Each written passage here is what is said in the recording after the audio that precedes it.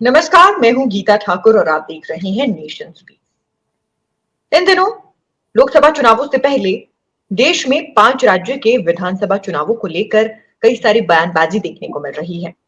काफी कुछ राजनीति में देखने को मिल रहा है, काफी हलचल राजनीति में है, लेकिन हर एक बयान सीधे और सीधे तौर पर ना होकर 2024 में होने वाले लोकसभा चुनावों की तरफ इशारा करता है। फिलहाल समाजवादी पार्टी प्रमुख अखिलेश यादव लगातार अपनी बयानबाजी को लेकर सुर्खियों में बने हुए हैं। इस बार उन्होंने क्या कहा है और इसके क्या मायने हैं, इस पर चर्चा के लिए हमारे साथ नेशन स्पीक्स के ग्रुप एडिटर रोहित खन्ना मौजूद हैं। सर, बहुत बहुत स्वागत है आपका। धन्यवाद गीता। सर, मध्य प्रदेश में सीटों की जो समीकरण है वो न सीधे और साफ नहीं बैठ पाए और ना ही सही बैठ पाए।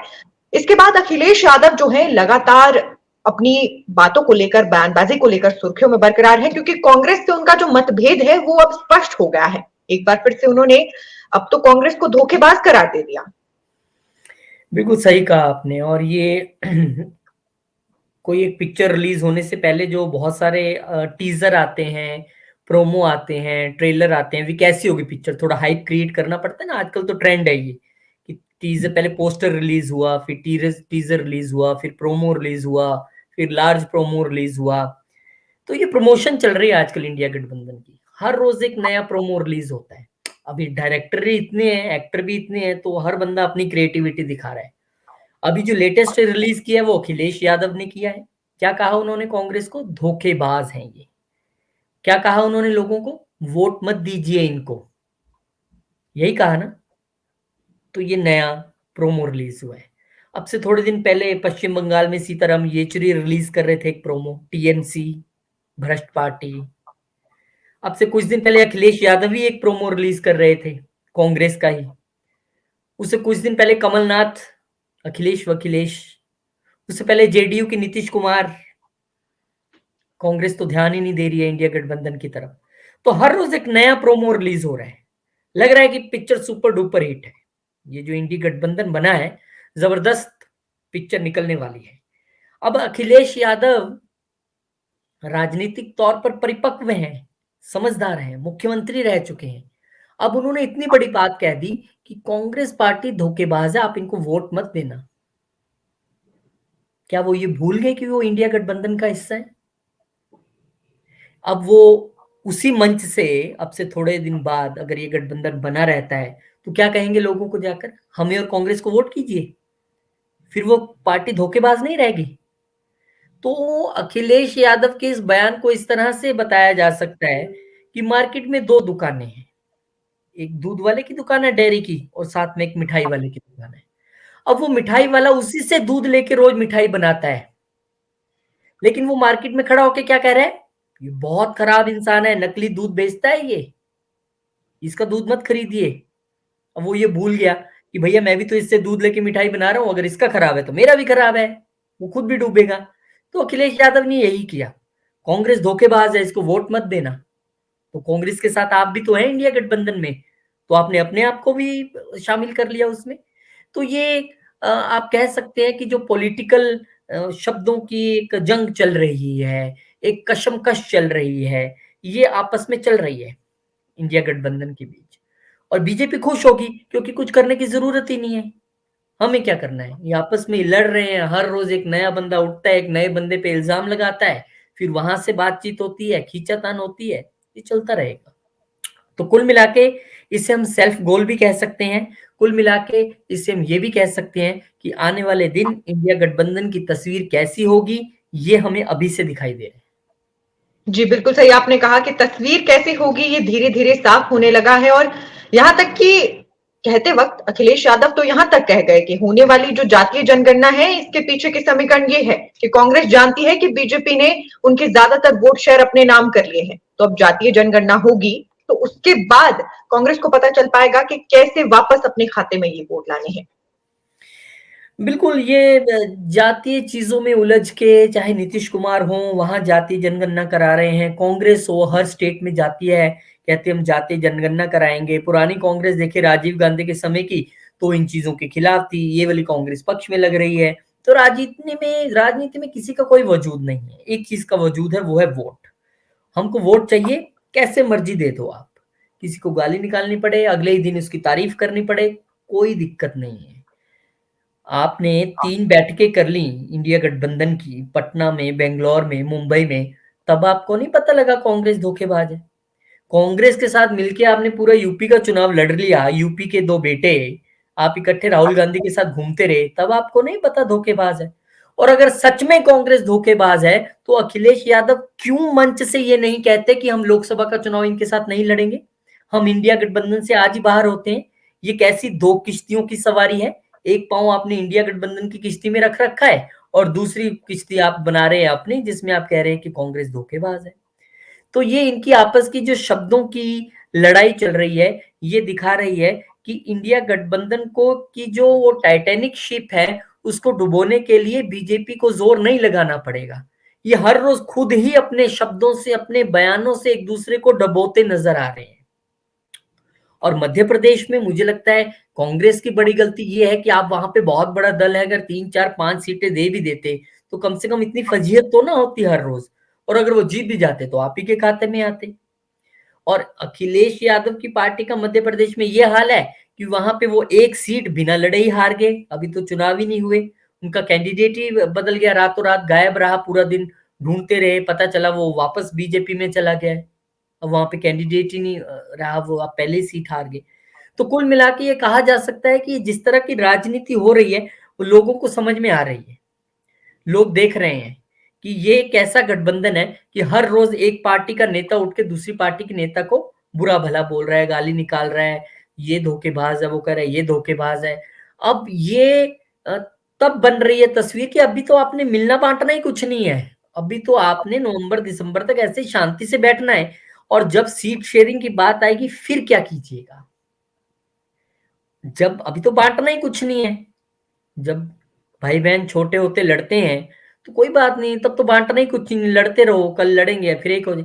लेकिन जब बांटने की स्थिति आएगी, बड़े हो जाएंगे, प्रॉपर्टी बांटनी होगी, तब क्या होगा? तब तो सिर फट जाएंगे। तो यही कांग्रेस का और यहाँ पे बाकी पार्टियों का हाल इंडी गठबंधन में, अभी तो सीट शेयरिंग पे बात शुरू नहीं हुई, अभी तो पता ही नहीं कौन कहां से लड़ेगा, नहीं लड़ेगा, किसको कितनी सीट मिलेगी नहीं मिलेगी, अभी से एक दूसरे को इतना नीचा दिखाना शुरू कर दिया है। तो आप फिर कैसे, मैं ये समझ नहीं पा रहा हूं कि अगर आज आपने कांग्रेस पार्टी के लिए इतने बड़े शब्द कहे हैं, कल आप उसी एक किसी और मंच से खड़े होकर कैसे एक दूसरे का हाथ पकड़ के ऊंचा उठा के कहेंगे कि हमें वोट दीजिए? क्या राजनीति में मोरल वैल्यूज बिल्कुल जीरो हो गई है?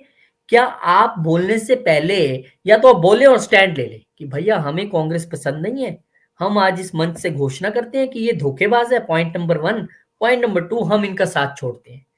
फिर इन सब को, ये जितने इनके ये टीजर पोस्टर प्रोमोज रिलीज हो रहे हैं, जितने एक दूसरे पे ये तंज कस रहे हैं, दुनिया सब देख रही है, जितना रायता फैला रहे हैं, अब इनके पास इस रायते को साफ करने का सिर्फ एक डस्टर रह जाता है एंड में।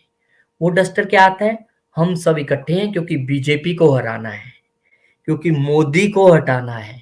अब जनता भी ये समझ रही है कि नीति नहीं, नियत नहीं, नेता नहीं, कोई एक इनका बेस नहीं, एक दूसरे को गाली निकालेंगे, एक दूसरे को उंगलियां दिखाएंगे, एक दूसरे को पता नहीं क्या क्या कहेंगे, लेकिन एंड में एजेंडा क्या है? मोदी हटाना है। तो ये तो इतनी आसानी से मुझे नहीं लगता हो पाएगा, ये तो बहुत इजी कर दिया इन्होंने एनडीए और बीजेपी के लिए कि वो अब उनको लड़ने की जरूरत ही नहीं है।